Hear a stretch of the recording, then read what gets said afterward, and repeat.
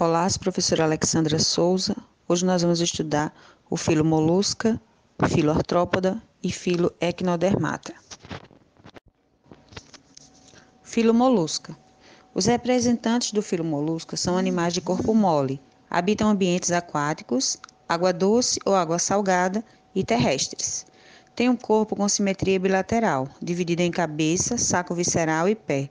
É recoberto por um manto, geralmente produzem uma concha calcária. A concha lhes dá proteção. Os pés, movimentação e fixação. A cabeça é responsável pela percepção de estímulos. Na cabeça estão localizados os olhos, os tentáculos e a boca com uma estrutura chamada rádula. É uma língua denteada que auxilia na alimentação. O saco visceral é responsável por abrigar os órgãos da digestão, respiração, excreção, circulação e reprodução. A digestão é intra e extracelular.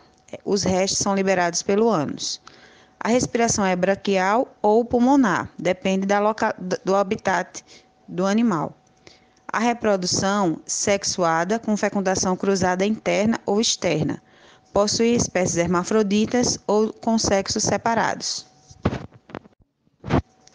Classe dos moluscos. Os moluscos são divididos em três classes. Cefalópoda são assim chamados porque possuem os pés na região encefálica, como por exemplo o polvo e a lula. Gastrópoda são aqueles que possuem os pés na região gástrica, como os caramujos e as lesmas. E bivalves são aqueles que possuem duas conchas, são os maçunins e as ostras, por exemplo. Filo Artrópoda. É assim chamado porque são animais que possuem os pés articulados. Possuem exoesqueleto, ou seja, um esqueleto externo. Ele é rígido e impermeável. Realizam equidise ou muda, que é uma troca do exoesqueleto. Seu corpo é dividido em cabeça, tórax e abdômen. Possui tubo digestivo com boca e ânus. A digestão é extracelular. Reprodução sexuada com fecundação interna ou externa. E o desenvolvimento é direto ou indireto. Classe dos artrópodas. Os crustáceos. Têm o corpo dividido em cefalotórax e abdômen. Possuem 5 pares de apêndices, 2 pares de antenas. Possuem sexos separados. Sua reprodução é sexuada e a fecundação pode ser interna ou externa. Põem ovos. Como exemplo, estão o siri e o camarão. Classe aracnídeos. Possuem o corpo em cefalotórax e abdômen.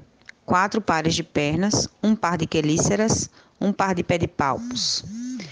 Possuem sexos separados. Sua fecundação é interna e o desenvolvimento é direto. Alguns são peçonhentos. Produzem uma seda para construir teias. Exemplo, aranhas. Classe insecta.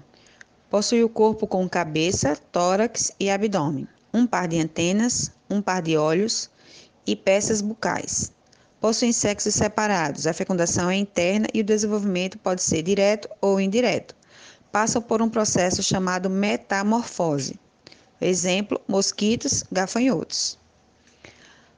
A classe dos quilópodas e diplópodas. Estão em locais terrestres úmidos, não são aquáticos. Possuem o corpo alongado em cabeça e tronco, 1 par de antenas e ocelos. Possuem o corpo segmentado. Os quilópodas possuem 1 par de patas em cada segmento do corpo. E os diplópodas possuem 2 pares de patas em cada segmento do corpo. Filo Equinodermata. São marinhos. Tem como exemplo os ouriços e as estrelas do mar. Possuem um endoesqueleto, ou seja, um esqueleto interno. Simetria radial. Possuem um tubo digestório com boca e ânus, e a digestão é extracelular. Possuem um sistema aquífero. É formado por um conjunto de canais preenchidos por água do mar, que se comunicam com pés ambulacrais para a locomoção, alimentação e fixação do animal. A água entra pelo madrepórito.